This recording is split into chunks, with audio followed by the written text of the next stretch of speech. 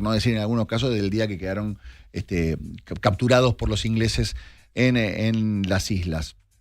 Tenemos la posibilidad de hablar con Esteban Tries, que es veterano de guerra de las Islas Malvinas y es integrante de la Asociación Civil Malvinas, Educación y Valores.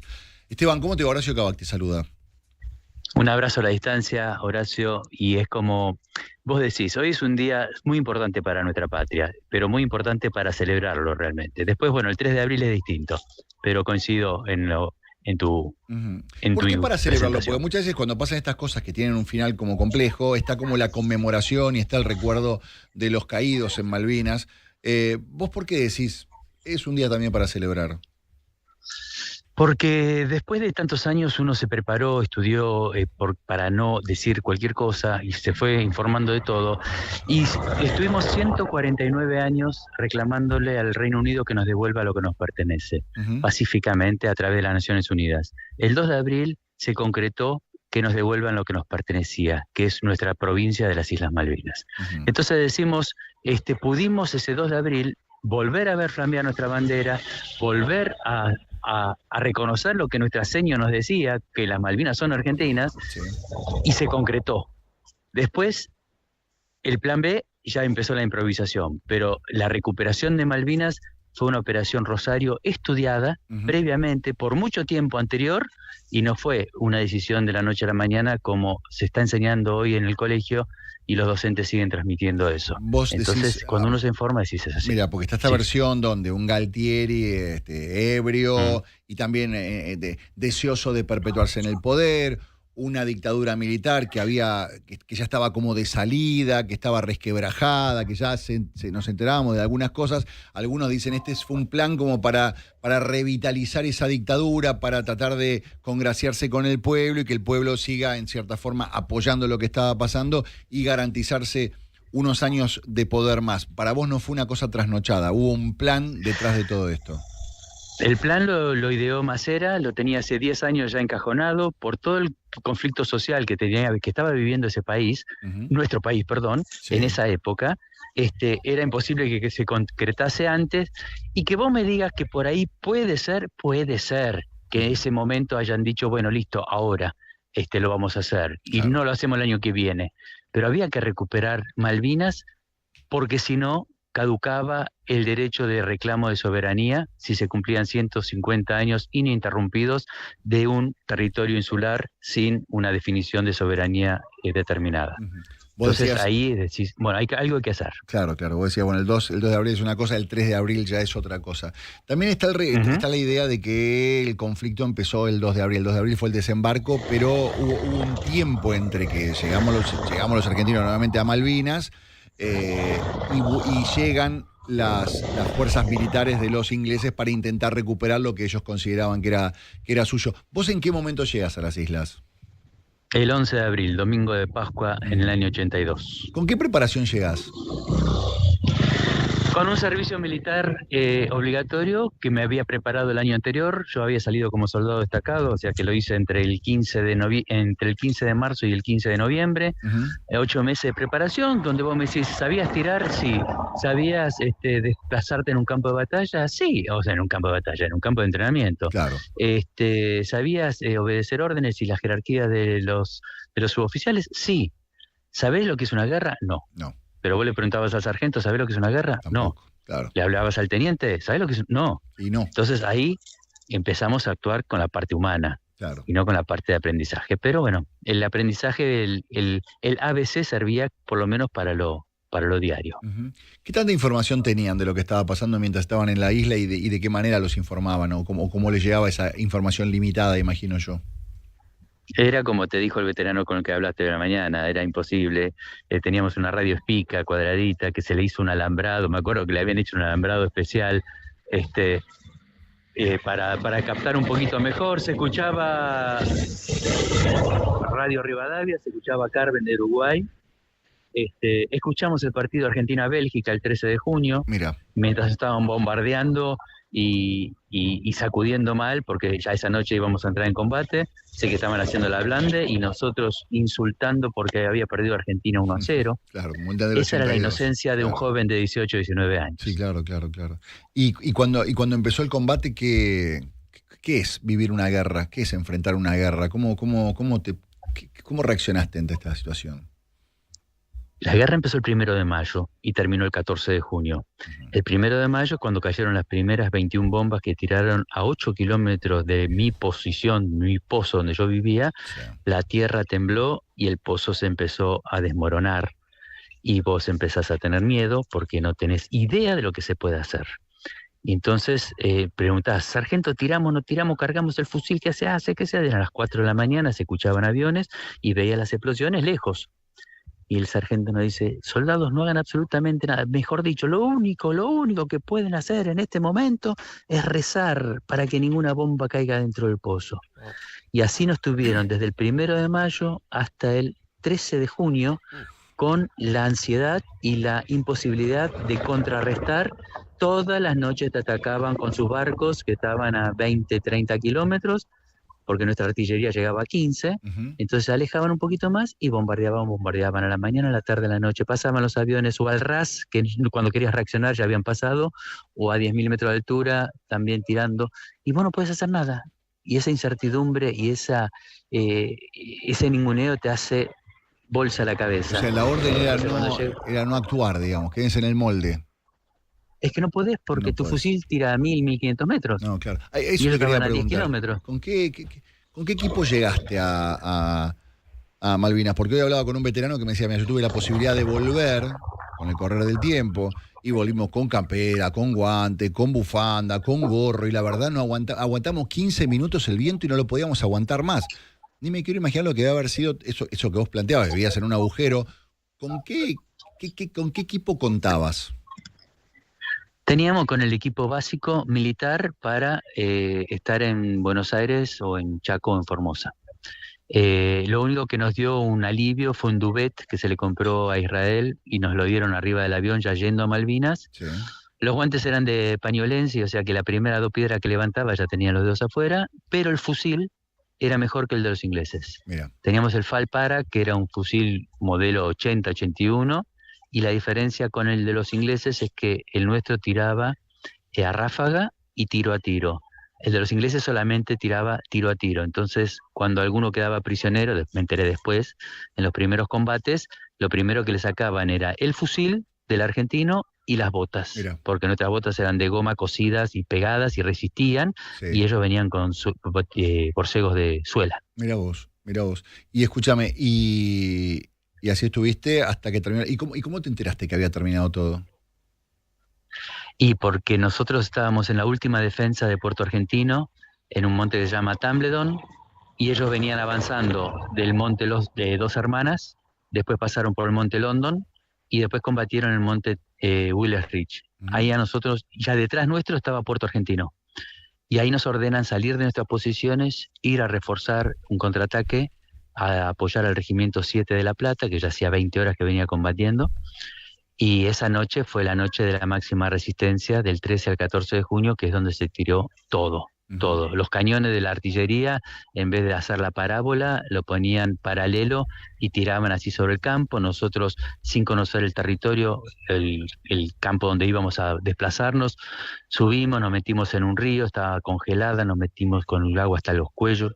No había más fuerza, no había más ganas, pero había un corazón y una adrenalina que te impulsaba a subir a combatir.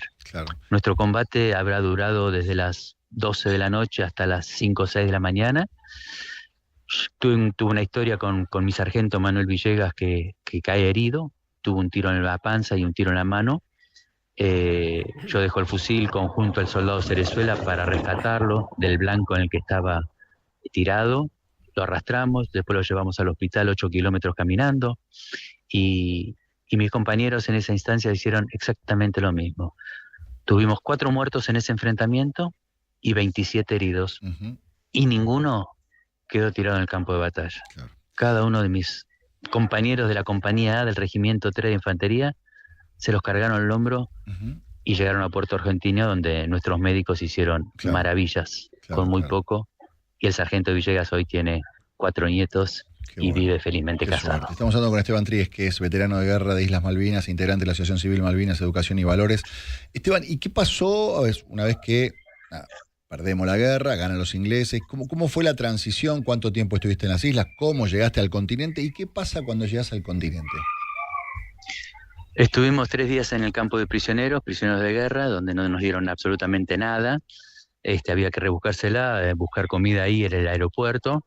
Después estuvimos 2 días de navegación en el buque inglés Canberra, donde volvimos cerca de 5.000 prisioneros de guerra, soldados argentinos, a Puerto Madryn. Puerto Madryn nos recibió con los brazos abiertos, nos daba pan, nos tocaban, querían un abrazo, un beso, venía a casa a comer, qué sé yo. Fuimos, como dijo el otro veterano, y lo anunciaste recién, nos metieron en Campo de Mayo, al engorde, a la limpieza. Esa noche dormí en Campo de Mayo y a la noche siguiente nos querían dejar 3 días adentro. A la noche siguiente me escapo con otros 5 o 6 compañeros, una camioneta que salía de Campo de Mayo, nos colgamos. Llegué a mi casa, 20 de junio, era el día de la bandera y el día del padre.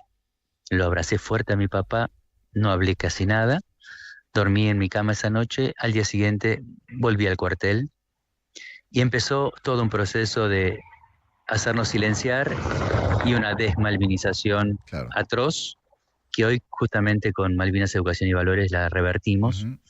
Del excombatiente no, somos veteranos de guerra. De los pobres chicos que mandó la dictadura, no, fuimos soldados que tuvimos la opción de elegir, de ir o no ir, porque en el cuartel se preguntó, el que no va, el que no quiere que se quede acá, no quiere tener problemas allá, y de 150 tipos, 2 se quedaron en el cuartel, y no los violaron ni los torturaron, sino se quedaron barriendo y haciendo guardia.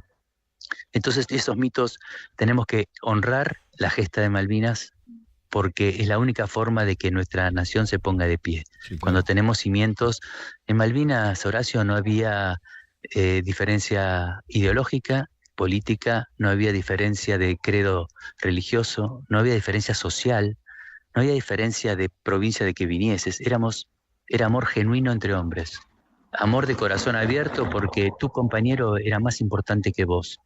El trabajo de equipo era fundamental, la fe, sin profesar religión, la fe, y fundamentalmente la familia, que a veces la tenemos al alcance de la mano y ni siquiera le decimos buen día. No, claro. ¿Sabes qué te quería Entonces, cuando decís esos pilares te forman. Claro. Quería preguntarte con respecto a eso porque, a ver, tu familia no era que sabía que habías vuelto, no sabía si estabas, si vivías. ¿Cómo fue ese encuentro con tu familia que llegaste? Porque no había forma de avisarles, porque en ese momento ni siquiera había, no era que no había celular, muchas de las casas no tenían el teléfono. ¿Cómo vos llegaste, golpeaste las puertas y tu familia ahí se enteró que habías vuelto y que estabas vivo?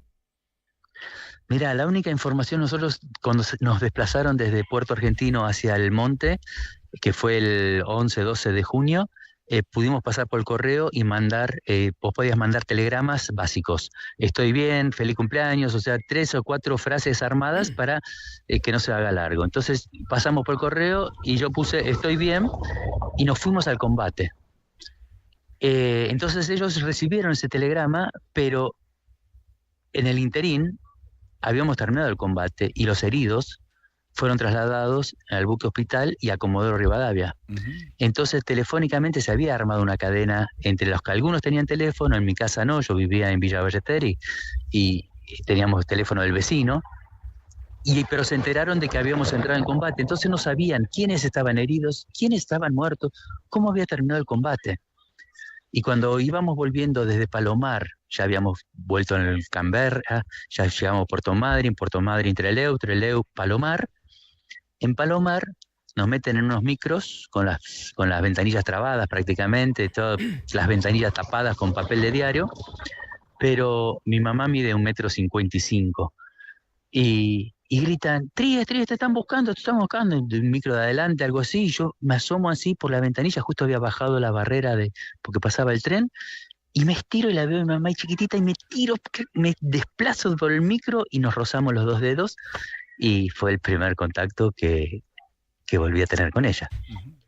Impresionante. Y bueno, ella después me cuenta... ¿Qué edad tenías cuando fue todo esto? 19. 19, mi hijo tiene 19, yo no puedo creer, a ver, todo lo que vos contás, no puedo, a ver, me imagino a mi hijo en esa situación y la verdad me da trabajo imaginarlo, ni me quiero imaginar lo que atravesaron. ¿Qué fue lo más duro? Vos decías volver y que te invisibilicen, ¿no? Porque da la sensación que ustedes tenían dos karmas. Uno era ser los que habían perdido una guerra y otro era ser militar en un momento donde los militares eran mala palabra, digamos. Durante gran parte de nuestra democracia, a los militares, a todos los militares, se los equiparó, se los igualó con los responsables de los peores desastres. O sea que tenían un doble karma, eran militares y eran veteranos, con lo que eso implicaba. Hoy me contaba uno de los veteranos que no les daban laburo, lo rechazaban, que tenían que ocultar que habían sido veteranos y que si se lo descubrían los echaban a la mierda, digamos, que fue una situación muy difícil, no digo casi tan difícil, pero fue muy difícil volver a reinsertarse luego de esos días en las islas. Horacio, cuando vos tenés un sentido de hacer algo que realmente no lo elegiste, pero estás decidido a continuar. Sí. Listo. Tengo que conducir un programa de radio y no me gusta esta radio, pero dale, lo voy a hacer lo mejor posible.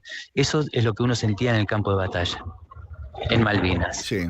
Y cuando volvés, lo único que pretendés es un gracias. Claro. Y sentís un ninguneo absoluto, porque yo era técnico electrónico, tenía 2 idiomas, buenas calificaciones, fui a buscar trabajos a 2 empresas multinacionales y a una nacional como técnico electrónico, y tenía en el currículum y me decían, usted estuvo en la guerra, sí señor. No, loquito de la guerra no tomamos. No, pero ¿quién sigue? Me pasó con 3 empresas grandes. Claro. Y entonces digo, lo borré del currículum y al día siguiente conseguí trabajo. Y de ahí me di cuenta que no había una sociedad preparada para recibir a un soldado que cumplió con la patria, porque orgullosamente, y que volvió y decía, sos el loco de la guerra, sos idiota. Claro. Y entonces ahí empezó toda una desmalvinización de, sí, los mandó la dictadura, fueron todos idiotas los que fueron estúpidos los que murieron, y ahí tuvimos que empezar a revalorizarte vos como individuo primero. Sí, claro. Encontrar vos ¿para qué estás acá? No el por qué te mandaron, ¿para qué estás acá? Hubo varios compañeros que no lo toleraron y se quitaron la vida. Yo tuve una contención familiar y de amigos y de escuela grande. Me casé, fracaso total, tengo mis 2 hijos, fue con la mejor madre que pude conseguir, pero yo quería construir una familia y lo construí sobre cimientos de arena. Yo no estaba bien para formar una familia. Claro. 20 años después empecé a hablar. 20 años después es como que hice una catarsis y dije, bueno, ahora es el momento de por lo menos contar mi historia. Bueno, pasó esto, Y después empezamos a formar distintas asociaciones hasta que terminamos con esta, Malvinas Educación y Valores. Íbamos al interior del país, al Gran Buenos Aires, y me encontraba con chicos que llegaban golpeados al cole, en patas, algunos violados. Y digo, ¿qué le voy a contar a este chico de mi guerra? Claro. Si tiene su propia batalla todos los días. Claro. Y entonces lo que hacemos es sembrar. Digo, mira, yo con 19 años hice esto sin haber ido a la facultad y algunos de mis compañeros eran cartoneros como vos o hijos de empresarios como vos. Pero vos en el corazón tenés todo esto, ¿eh? Mirá que el día que vos puedas resolver por vos mismo el futuro y seguir tu sueño, lo vas a tener en el corazón, abrilo. Y ahí empezamos a sembrar semillas de patria para que nuestra juventud sepa cómo revertir lo que vivió nuestro país, lo que sigue viviendo, porque la miseria sigue, los maltratos siguen. Bueno, y eso es lo que estamos sembrando porque queremos un país. Tengo una nieta de 3 años y cómo no voy a sembrar en los que van a gobernar, educar y cuidar a mi nietita. Esteban, te agradezco mucho por tu tiempo. Lo último, para la gente que quiera o contactarse con vos o ver información o enterarse de lo que llevan adelante con esta agrupación, ¿cómo lo hacen? Estamos en Instagram y en YouTube, Malvinas Educación y Valores, todo junto. Y si no, Esteban Tríez, también estoy en Instagram y nos contactan, nos pasan su necesidad, vamos a cualquier punto del país, escuelas, instituciones, empresas, porque en todos lados se necesita un abrazo y un entender que la vida continúa a pesar de circunstancias difíciles que cada ser humano sí o sí en algún momento de la vida pasa. Sí, claro. Esteban, mi última pregunta, desde el 83 hasta acá, ¿con todos los gobiernos pasó lo mismo? ¿Todos les dieron el mismo trato? ¿Algunos le dieron más bola, otros menos bola? ¿Algunos sentís que los usaron más que otros? ¿En algún momento se sintieron, o por lo menos vos, te sentiste reconocido, apoyado, comprendido, valorado? A ver, en los años 90, o sea, desde el 83 hasta el 90, hubo 10 años de abandono de persona absoluto.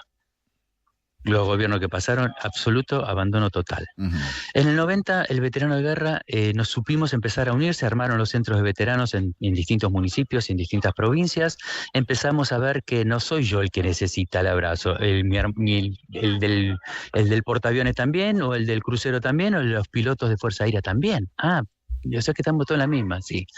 Ahí el gobierno de Menem nos dio una magra pensión, que eran $100, y era más o menos el equivalente de lo que son $100 hoy. Y ahí empezamos a decir, bueno, empezamos a averiguar leyes internacionales, qué pasa en otros países del mundo, con qué se hace con el veterano de guerra. Y ahí empezamos a generar nosotros nuestra demanda. Lo único que al principio pedíamos era dignidad.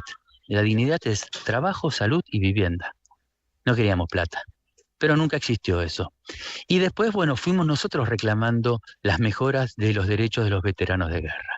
En el año 2004 acampamos en Plaza de Mayo, éramos 117 carpas de todo el país acampando desde el 23 de mayo del 2004 hasta el 8 o 10 de agosto del 2004, en Plaza de Mayo, miserables.